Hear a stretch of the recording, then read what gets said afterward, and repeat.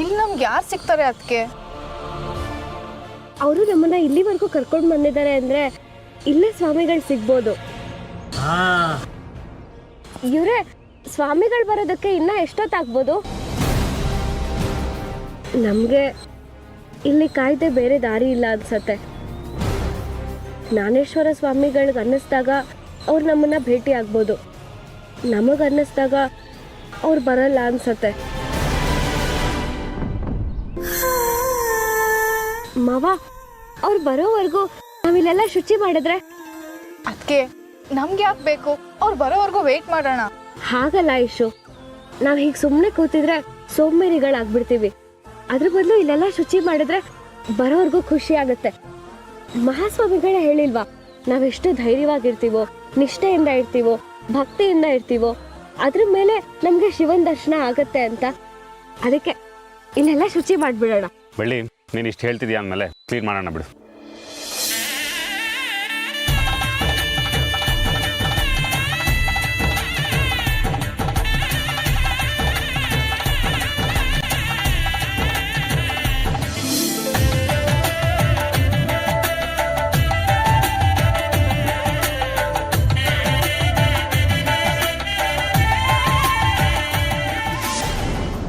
ಅಷ್ಟೊತ್ತಿಂದ ಕಾದಿದ್ದೀವಿ.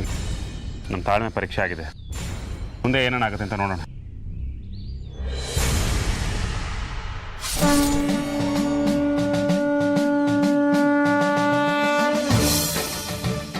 ಶ್ರೀ ಶ್ರೀ ಶ್ರೀ ಜ್ಞಾನೇಶ್ವರ ಸ್ವಾಮಿಗಳು ಬರ್ತಿದ್ದಾರೆ.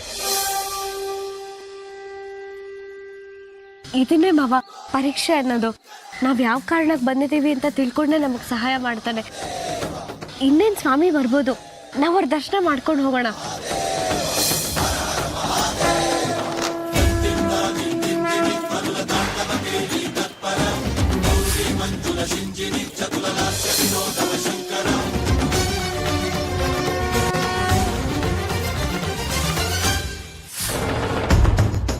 ನೀವು ಅವನ್ನ ನೋಡಕ್ ಬಂದಿದ್ದೀರಾ? ಆ ಕೋಪಿಷ್ಟನ್ನ? ಅವನಿಗೂ ನನ್ನಷ್ಟೇ ವಯಸ್ಸಾಗಿದೆ ಅಂದ್ಮೇಲೆ ಮರ್ಯಾದೆ ಯಾಕೆ ಕೊಡ್ಬೇಕು?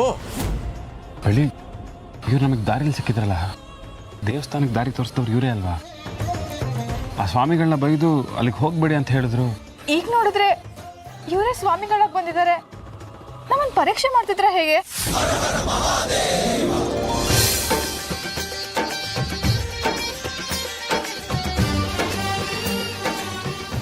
ನೀವೇ ಜ್ಞಾನೇಶ್ವರ ಸ್ವಾಮಿ ಅಂತ ನಮಗೆ ಯಾಕೆ ತಿಳಿಸ್ಕೊಡ್ಲಿಲ್ಲ ಸ್ವಾಮಿ? ನಮ್ಮ ನಡವಳಿಕೆ ಮೇಲೆ ನಿಮಗೆ ಅನುಮಾನ ಆಯ್ತಾ? ಸಂದೇಹ ಅಲ್ಲ, ನಿಮ್ಗೆ ಅದೆಲ್ಲ ಒಂದು ರೀತಿ ಸವಾಲಾಗಿತ್ತು. ಆತನಿಗೆ ಸಮಯ ಪ್ರಜ್ಞೆ ಇಲ್ಲ ಅಂತ ಹೇಳಿದ್ರು ನೀವು ನೋಡ್ಲೇಬೇಕು ಅಂತ ಹೇಳಿ ಹುಮ್ಮಸ್ಸಿಂದ ಬಂದ್ರಲ್ಲ, ತುಂಬಾ ಸಂತೋಷ ಆಯಿತು. ಹಾಗಾದ್ರೆ ನಮಗ್ ನೀವು ಸಹಾಯ ಮಾಡ್ತೀರಾ ಸ್ವಾಮಿ? ಎಲ್ಲಾ ವಿಷಯದಲ್ಲೂ ಸರಿ ಅನ್ಸಿದ ಮೇಲೆ ನಿಮ್ಗೆ ಖಂಡಿತವಾಗಿ ಸಹಾಯ ಮಾಡ್ತಿದ್ರೆ ಭಗವಂತ ಮೆಚ್ಚೋದಿಲ್ಲ. ಹೇಳಿ, ಇಷ್ಟು ದೂರ ಬಂದಿದ್ದಕ್ಕೆ ಕಾರಣ? ನಾವು ಏನೇ ಮಾಡಿದ್ರು, ಎಷ್ಟೇ ಪ್ರಯತ್ನ ಪಟ್ಟರು ನಮ್ಮ ಕಷ್ಟಗಳು ಪರಿಹಾರ ಆಗ್ತಿಲ್ಲ. ಜೀವನ ತುಂಬ ಕಷ್ಟ ಆಗಿದೆ ಸ್ವಾಮಿ. ನಾವ್ ಯಾರಿಗೂ ದ್ರೋಹ ಮಾಡಿದವ್ರಲ್ಲ ಸ್ವಾಮಿ.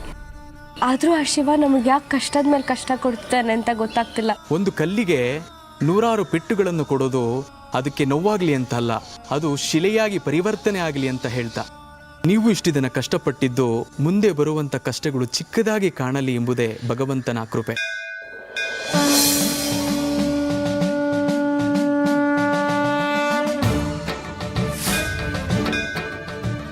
ಎಲ್ಲದಕ್ಕೂ ಸಿದ್ಧವಾಗಿದ್ದೀವಿ. ನೀವೇನೇ ಪರೀಕ್ಷೆ ಕೊಟ್ರು ಅದನ್ನ ಎದುರಿಸ್ತೀವಿ. ಸರಿ, ಹಾಗಾದ್ರೆ ಅಲ್ಲಿ ಹುತ್ತ ಕಾಣಿಸ್ತಾ ಇದೆ ನೋಡಿ.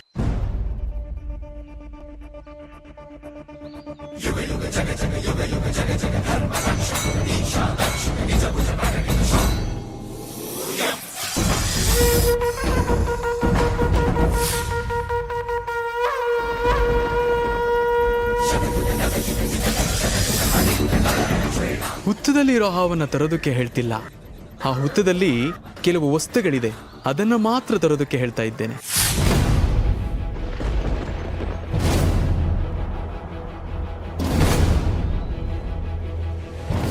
ಬೆಳ್ಳಿ, ಬಾ.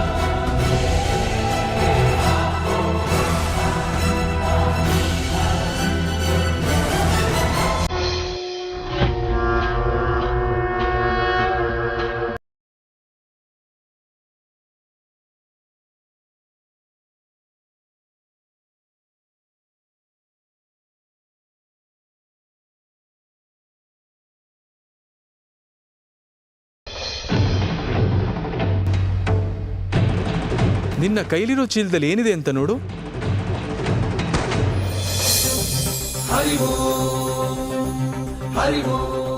ಇದು ನಾನು ಚಿತ್ರ ನೋಡ್ಬೇಕಲ್ಲ. ಬಳಿ ಇಲ್ಲಿ ನೋಡಿಲಿ.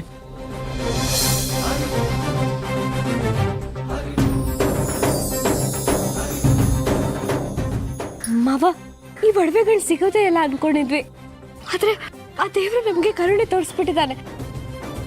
ಈ ಒಡವೆಗಳು ಅಲ್ಲಿಗೆ ಹೇಗ್ ಬಂತು? ಆಶ್ಚರ್ಯ ಆಗ್ತಾ ಇದೆಯಾ? ಯಾರು ನಿಮ್ಮಿಂದ ಈ ಒಡವೆಗಳನ್ನು ದೂರ ಮಾಡಿದ್ದಾರೋ ಅವರೇ ಬಂದಿಡೋ ಹಾಗೆ ಆ ಶಿವ ಮಾಡಿದ್ದಾನೆ. ಬೆಳ್ಳಿ, ಅದರೊಳಗಡೆ ಇನ್ನೊಂದು ವಸ್ತು ಇದೆ ನೋಡು.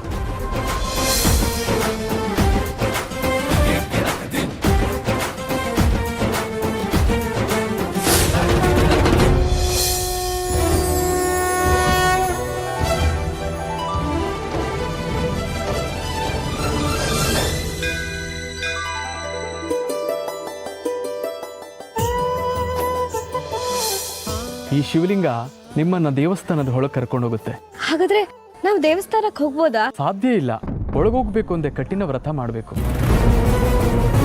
ವ್ರತನ? ಹೌದು. ತ್ರಯಂಬಕಂ ಯಜಾಮಹೇ ಸುಗಂಧಿಂ ಪುಷ್ಟಿವರ್ಧನಂ ಪೂರ್ವಾಮೃತಮಿವ ಬಂಧನಾತ್ ಮೃತ್ಯೋರ್ಮುಕ್ಷೀಯಮಾಮೃತಾತ್. ನೀವಿಬ್ರು ಈ ಶಂಖ ಮತ್ತೆ ಶಿವಲಿಂಗನ ಮನೇಲಿ ಇಟ್ಕೊಂಡು ಪೂಜೆ ಮಾಡಬೇಕು. ಕೊಡಿ. ಶಿವನ ದೇವಸ್ಥಾನ ವಿಷಯವಾಗಲಿ ಹಾಗೂ ನೀವು ಮಾಡುತ್ತಿರುವ ವ್ರತವಾಗಲಿ ಯಾರಿಗೂ ತಿಳಿಯಬಾರದು. ಯೋಚನೆ ಮಾಡಬಾರದು, ಅದನ್ನ ಕಾರ್ಯರೂಪಕ್ಕೆ ತರಬೇಕು. ಸರಿ ಸ್ವಾಮಿ, ನಾವೇನು ಬರ್ತೀವಿ. ಶತಮಾನಂ ಭವತಿ ಶತ ಆಯುಷ್ಯೇವೇಂದ್ರಿಯೇ ಪ್ರತಿಷ್ಠತಿ.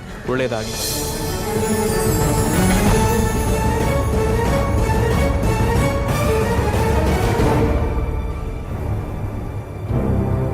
ಒಂದು ಐಡಿಯಾ ಬರ್ತಿದೆ. ನಾವು ವ್ರತ ಪೂಜೆ ಶಿವನ ದೇವಸ್ಥಾನದ ಬಗ್ಗೆ ಬಾಯ್ಬಿಟ್ಟು ಹೇಳ್ದೆ, ಹಾಗೆ ಚಿಕ್ಕಮ್ಮಂಗೆ ಗೊತ್ತಾಗೋ ಹಾಗೆ ಮಾಡಿದ್ರೆ. ಅದಕ್ಕೂ ಒಂದು ಐಡಿಯಾ ಇದೆ.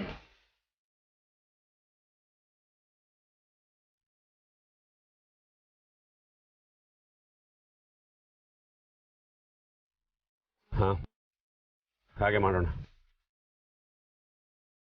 ಈಗ ನಾವು ಜ್ಞಾನೇಶ್ವರ ಸ್ವಾಮಿಗಳ ಬಗ್ಗೆ ಹೇಳುವಾಗಿಲ್ಲ ಅಂದಮೇಲೆ ಚಿತ್ರನ ಒಡವೆಗಳು ಸಿಕ್ಕಿದೆ ಅಂತಲೂ ಹೇಳುವಾಗಿಲ್ಲ. ಏನ್ ಮಾಡಿದೆ ಇವಾಗ? ಈಗ ನನ್ನ ಹತ್ರ ಒಂದು ಪರಿಹಾರ ಇದೆ.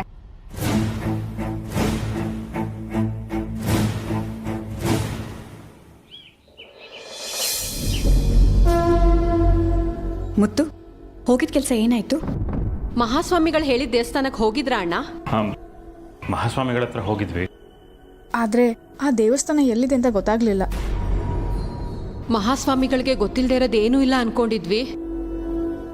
ಆದ್ರೆ ನೀವು ದೇವಸ್ಥಾನಕ್ಕೆ ಹೋಗಿ ಮನೇಲಿರೋರಿಗೆಲ್ಲ ಒಳ್ಳೇದಾಗ್ಲಿ ಅಂತ ಪೂಜೆ ಮಾಡಿಸ್ಕೊಂಡು ಬರ್ತೀರಾ ಅಂತ ಅನ್ಕೊಂಡೆ. ಏನೂ ಆಗ್ಲಿಲ್ಲ ಅಂತ ಗೊತ್ತಾದ್ಮೇಲೆ ಮನಸ್ಸಿಗೆ ಯಾಕೋ ಆತಂಕ ಆಗ್ತಿದೆ ಮುತ್ತು. ನಾವು ಹಾಗೆ ಅನ್ಕೊಂಡು ಹೋದ್ವಿ, ಆದ್ರೆ ಅಲ್ಲಿ ನಡೆದಿದ್ದೇ ಬೇರೆ. ನಾನ್ ನಿಮಗ್ ಹೇಳ್ದೆ, ಆ ಭಿಕ್ಷಿಕ ತಲೆ ಕೆಟ್ಟೋನು ಸುಮ್ನೆ ಏನೇನೋ ಮಾತಾಡಿದಾನೆ ಅಂತ.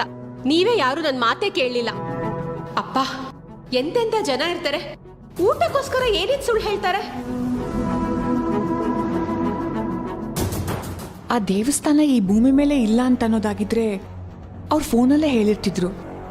ನಿಮ್ಮನ್ನಲ್ಲೇ ಕರೆಸಿ ವಾಪಸ್ ಕಳ್ಸಿರೋದು ಅಂದ್ರೆ ಏನರ್ಥ? ಶರ್ಮಿಳಾ, ಮಹಾಸ್ವಾಮಿಗಳು ಹೀಗ್ಯಾಕೆ ಮಾಡಿದ್ರು ಅಂತ ಕೇಳಬೇಕು. ಒಂದು ಫೋನ್ ಮಾಡಿಕೊಡು. ಅಯ್ಯೋ ಬೇಡ ಅತ್ತೆ. ಬೆಳ್ಳಿ, ಯಾಕೇನಾಯ್ತು? ಸ್ವಾಮಿಗಳು ಯಾರ ಹತ್ರನೂ ದೇವಸ್ಥಾನದ ಬಗ್ಗೆ ಹೇಳ್ಬೇಡಿ ಅಂದಿದ್ದಾರೆ. ಪಾಪ ಬೆಳ್ಳಿ ಯಾವತ್ತೂ ಯಾರ ಹತ್ರನೂ ಸುಳ್ಳು ಹೇಳಿಲ್ಲ. ಏನು ಮಾಡ್ತಾಳವಳು? ನಿಜ ಹೇಳಿದ್ರೆ ಏನು ಮಾಡೋದು? ಯಾಕೆ ಬೆಳ್ಳಿ, ಮಾತಾಡು. ಅದು ಅತ್ತೆ. ಯಾಕೆ ತಡವರಿಸ್ತಿದ್ಯಾ? ಹೇಳು. ಅದು ಅತ್ತೆ. ಅಮ್ಮ, ಅದು ಮಹಾಸ್ವಾಮಿಗಳು ಧ್ಯಾನದಲ್ಲಿರ್ತಾರಲ್ವಾ, ಅದಕ್ಕೆ ಫೋನ್ ಮಾಡೋದು ಬೇಡ ಅಂತ ಹೇಳ್ತಾ ಇದ್ದಾರೆ ಅಲ್ವಾ? ಅದಕ್ಕೆ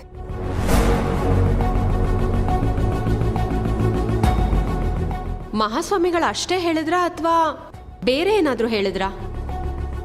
ನಮ್ಮ ಸಂಕಷ್ಟಕ್ಕೆ ಏನಾದರೂ ಪರಿಹಾರ ಹೇಳಿದ್ರಾ? ಹಾ ಚಿಕ್ಕಮ್ಮ, ವ್ರತ ಮಾಡ್ಬೇಕಂತೆ. ಮತ್ತೆ ವ್ರತನಾ? ಹೌದು ಚಿಕ್ಕಮ್ಮ, ನಾಳೆ ನಾಡಿದ್ದು 2 ದಿನ ಕಠಿಣವಾದ ವ್ರತ ಮಾಡಬೇಕು. ಅಮ್ಮನವ್ರ ದೇವಸ್ಥಾನಕ್ಕೆ ಹೋಗಿ ಪೂಜೆ ಮಾಡಿ ಅಲ್ಲಿ ಬಂದವ್ರಿಗೆ ಭಕ್ತಿಯಿಂದ ಅನ್ನದಾನ ಮಾಡಬೇಕು. ಅದಾದಮೇಲೆ ಒಂದು ಮನೆಯಲ್ಲಿ ಅಥವಾ ದೇವಸ್ಥಾನದಲ್ಲಿ ಒಂದು ದೊಡ್ಡ ಪೂಜೆ ಮಾಡಬೇಕು. ಇಷ್ಟೊಂದು ನೀತಿ ನಿಯಮ ಪಾಲಿಸೋದಿದ್ಯಾ? ತುಂಬ ಖರ್ಚಾಗುತ್ತೆ ಅಂತ ಅನ್ಸುತ್ತೆ ಮುತ್ತು. ಅಣ್ಣ, ಇನ್ನೊಂದು ವಿಚಾರ ಮರ್ತೇ ಹೋದ್ರಲ್ಲ, ಇನ್ನೊಂದು ಪೂಜೆ ಬಗ್ಗೆ ಹೇಳಿದ್ರಲ್ಲ ಅವರು. ಹಾಂ ಚಿಕ್ಕಮ್ಮ, ನಾನು ಬೆಳ್ಳಿ ಒಂದು ಪೂಜೆ ಮಾಡಬೇಕಂತೆ. ಇವರಿಬ್ರು ಈ ಮನೆ ಮಗ ಸೊಸೆ ಆಗಿರೋದ್ರಿಂದ ಈ ಪೂಜೆ ಮಾಡಿದ್ರೆ ಒಳ್ಳೇದಾಗತ್ತೆ ಅಂತ ಹೇಳಿದ್ರು. ಸರಿ, ಮಹಾಸ್ವಾಮಿಗಳು ಹೇಳ್ದಾಗೆ ನಡೀಲಿ. ಅವ್ರು ಬಂದಾಗ ಕೆಲವಷ್ಟು ವಿಚಾರಗಳನ್ನ ಕೇಳಬೇಕಾಗಿದೆ. ಕೇಳಿ ಪರಿಹಾರ ತಿಳ್ಕೊತೀನಿ.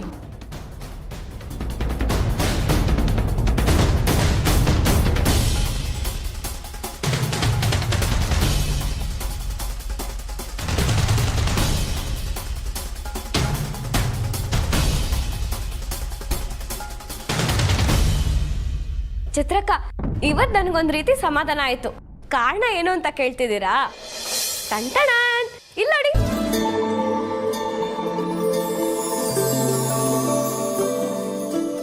ಕಳ್ದು ಹೋಗಿತ್ತಲ್ಲ ಅಕ್ಕ ಆ ಒಡವೆಗಳು. ಮುತ್ತು ಮಾವ ರೈಸ್ ಮಿಲ್ಲು, ಇಟ್ಕೆ ಫ್ಯಾಕ್ಟ್ರಿ ಕಳ್ಕೊಂಡಾಗ ಅಷ್ಟೊಂದು ನೋವು ಪಟ್ಟಿರ್ಲಿಲ್ಲ. ಆದ್ರೆ ನಿಮ್ಮ ಒಡವೆಗಳು ಕಳ್ದೋದಾಗ ತುಂಬಾನೇ ಸಂಕಟ ಪಟ್ಟಿದ್ರು ಅಕ್ಕ. ಒಂದ್ ರೀತಿಲಿ ಮುತ್ತು ಮಾವ ಸಂಕಟ ಪಡೋದಕ್ಕೆ ನಾನೇ ಕಾರಣ ಆಗ್ಬಿಟ್ಟೆ. ಆ ತಪ್ಪಿಸ್ತಸ್ತ ಮನೋಭಾವ ನನಗೆ ತುಂಬಾ ದಿನ ಇತ್ತು. ಆದ್ರೆ ಈಗ ಸ್ವಲ್ಪ ಕಮ್ಮಿ ಆಗಿದೆ. ಆದ್ರೆ ಚಿತ್ರಕ್ಕ, ಈ ನಿಮ್ಮ ಒಡವೆಗಳು ಸಿಕ್ಕಿರೋದನ್ನ ಯಾರಿಗೂ ಹೇಳ್ಬಾರ್ದಂತೆ. ನಮ್ಮ 3 ಜನದಲ್ಲೇ ಇರ್ಬೇಕಂತೆ. ನಮ್ಮ ಭಕ್ತಿ, ನಮ್ಮ ಪ್ರಾರ್ಥನೆ, ನಮ್ಮ ಶಕ್ತಿ ಮೇಲೆ ಈ ಮನೆ ಅಳಿವು ಇಳಿವು ನಿಂತಿದೆ ಚಿತ್ರಕ್ಕ. ಎಲ್ಲ ಪರಿಶ್ರಮಕ್ಕೂ ಒಂದು ಫಲ ಅನ್ನೋದು ಇದ್ದೇ ಇರುತ್ತೆ. ಕಷ್ಟ ಆಗ್ಬೋದು, ಆದ್ರೆ ಯಾರನ್ನೂ ದೂಷಿಸಲ್ಲ. ಎಲ್ಲನೂ ಸಹಿಸ್ಕೊಂಡು ಹೋಗೋ ಶಕ್ತಿ ನಮ್ಮಲ್ಲಿದೆ. ಆ ದೇವರ ಆಶೀರ್ವಾದ ಜೊತೆಗೆ ನಿಮ್ಮ ಆಶೀರ್ವಾದನೂ ನಮ್ಮ ಮೇಲೆ ಯಾವಾಗಲೂ ಹೀಗೆ ಇರಲಿ ಚಿತ್ರಕ್ಕ. ಇದು ನಿಮ್ಮ ಒಡವೆಗಳು.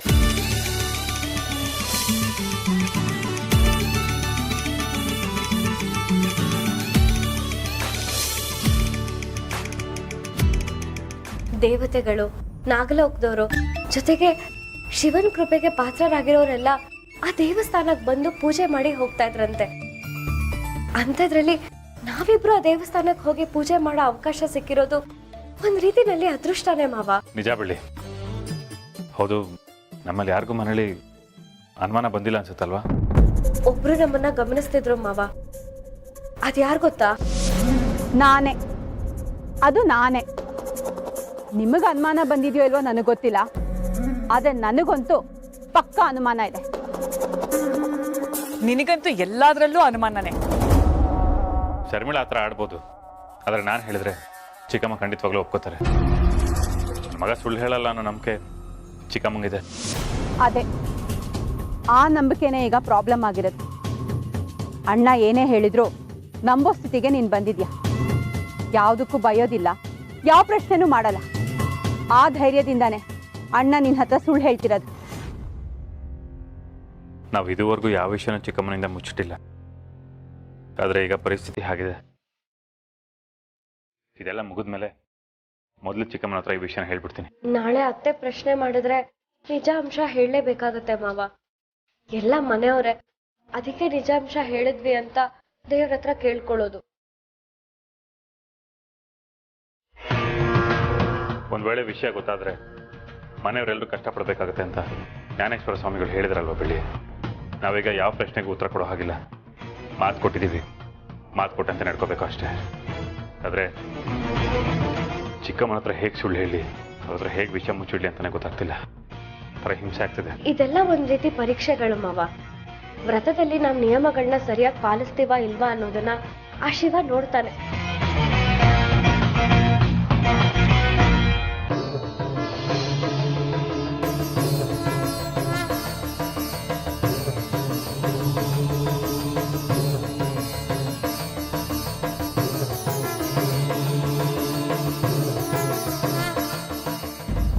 ಈ ಪೂಜೆ ಮುಗಿದ ತಕ್ಷಣ ಏನೇನು ಅನುಮಾನ ಇದೆ ಎಲ್ಲ ಕೇಳಿ ಕ್ಲಿಯರ್ ಮಾಡ್ಕೋಬೇಕು. ಈ ಪೂಜೆ ಟೈಮಲ್ಲಿ ಏನೇ ಹೇಳಿದ್ರು ನಿಜ ಹೇಳೋ ಚಾನ್ಸ್ ಇರುತ್ತೆ. ಅದಕ್ಕೆ ಮತ್ತೆ ಮುತ್ತಣ್ಣಗೆ ಯಾವ ಪ್ರಶ್ನೆನೂ ಕೇಳದೆ ಇರೋ ಹಾಗೆ ನೋಡ್ಕೋಬೇಕು.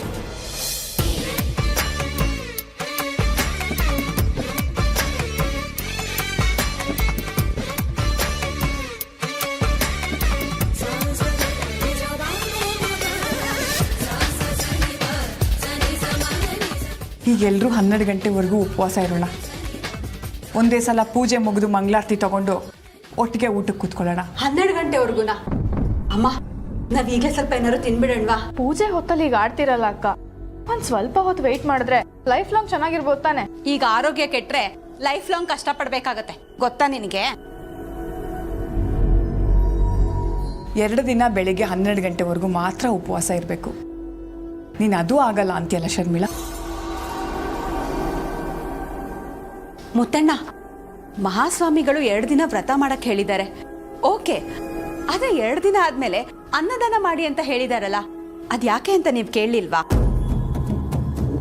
ನಾವ್ ಯಾವತ್ತೂ ಅನ್ನದ ವಿಚಾರದಲ್ಲಿ ತಪ್ಪು ಮಾಡಿಲ್ಲ, ಹೊರಗಡೆ ಬಿಸಾಕಿಲ್ಲ, ಕಾಲಲ್ಲಿ ತುಳ್ದಿಲ್ಲ, ಎಲ್ರಿಗಿಂತ ಹೆಚ್ಚು ಗೌರವ ಕೊಟ್ಟಿದ್ದೀವಿ. ಆದ್ರೂ ನಮಗೆ ಅನ್ನದಾನ ಮಾಡಿ ಅಂತ ಯಾಕೆ ಹೇಳಿದ್ದಾರೆ ಅಂತ ನೀವು ತಿಳ್ಕೊಳ್ಳಿಲ್ವಾ? ಅದು ಅನ್ನದಾನ. ಪೂಜೆ ವಿಷಯ ಅಣ್ಣನ್ಗಿಂತ ಜಾಸ್ತಿ ಬೆಳ್ಳಿಗೆ ಗೊತ್ತಿರತ್ತೆ. ನೀನ್ ಹೇಳು ಬೆಳ್ಳಿ. ಅರೆ, ಯಾಕೆ ಸೈಲೆಂಟ್ ಆಗ್ಬಿಟ್ಟೆ? ನೀನ್ ಮಹಾಸ್ವಾಮಿಗಳ ಹತ್ರ ಕೇಳಲಿಲ್ವಾ? ಅದನ್ನೆಲ್ಲ ಎಲ್ಲಿ ಕೇಳಕ್ಕಾಗತ್ತೆ ಶರ್ಮಿಳಾ? ಯಾರಾದರೂ ಮನೆಗೆ ಭಿಕ್ಷೆ ಕೇಳಕ್ಕೆ ಬಂದಿರೋರಿಗೆ ಭಿಕ್ಷೆ ಇಲ್ಲ ಅಂತಾನೂ ಹೇಳಿ ಕಳ್ಸಿರ್ಬೋದಲ್ವಾ? ಅಡುಗೆ ಮನೇಲಿ ಕೆಲಸ ಮಾಡೋರು ನಮಗೆ ಗೊತ್ತಿಲ್ಲದೆ ಇರೋ ಹಾಗೆ ಅನ್ನನ ಹೊರಗಡೆ ಚೆಲ್ಲಿರ್ಬೋದಲ್ವಾ? ಬೆಳ್ಳಿ, ಎಲ್ರಿಗೂ ತೀರ್ಥ ಕೊಡು. ಬೆಳ್ಳಿ ಅದಕ್ಕೆ ಮುತ್ತಣ್ಣ, ನೀವಿಬ್ಬರಿಗೂ ಸಪ್ರೇಟಾಗಿ ಪೂಜೆ ಮಾಡಕ್ಕೆ ಹೇಳಿದಾರಲ್ಲ, ನೀವು ಹೋಗಿ ಪೂಜೆ ಮಾಡಿ ಹೋಗಿ, ನಾನು ತೀರ್ಥ ಕೊಡ್ತೀನಿ. ಬೆಳಿ ಬಾ. ಈಗ ನೀವು ಬಚಾವಾಗಿರ್ಬೋದು. ನಾಳೆ ಬೆಳಗ್ಗೆ ನಿಮ್ಮಿಂದ ಸತ್ಯ ಏನು ಅಂತ ಬಾಯ್ ಬಿಡಿಸ್ತೀನಿ, ನೋಡ್ತೀರಿ.